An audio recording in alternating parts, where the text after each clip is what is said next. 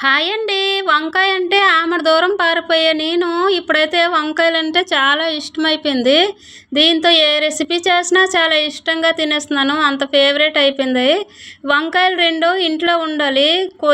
ఇలాగా కట్ చేసుకొని రౌండ్‌గా కట్ చేసుకొని అనమాట. మసాలాలు కూడా అన్నీ పట్టించేసి ఉప్పు, కారం, పసుపు ఇవి మసాలాలన్నీ ఇలాగ పట్టించేసి అనమాట. పెనం మీద ఇలాగ 2 వైపులా కాల్చుకోవాలి నూనె వేసుకొని.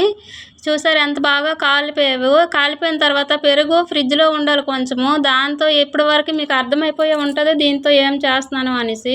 ఈ పెరుగులో ఈ ఎండుమిరపకాయలు, కరివేపాకు, ఆవాలు, జీలకర్ర అన్నీ ఇలాగ తాలింపు పెట్టేసుకొని వేసుకున్న తర్వాత 2 వైపులా కాల్చుకొని వంకాయ ముక్కలు కూడా వేసుకొని అనమాట ఇందులో వేసేసుకోవాలి. వంకాయ పెరుగు పచ్చడి అయితే రెడీ అయిపోయింది. వంకాయ పెరుగు పచ్చడి అయితే నేను ఎప్పుడు చేయలేదులేండి. ఇదే ఫస్ట్ టైము. వంకాయతో అన్నీ చేశాను కానీ ఇలాగ ఎప్పుడు చేయలేదు. కానీ చాలా బాగా కుదిరింది. చాలా బాగా టేస్ట్ కూడా ఉన్నది. మా పిల్లలకు కూడా ఇవాళ తినిపించాను. చాలా బాగుందన్నారు. వీడియో నచ్చితే లైక్ చేయండి.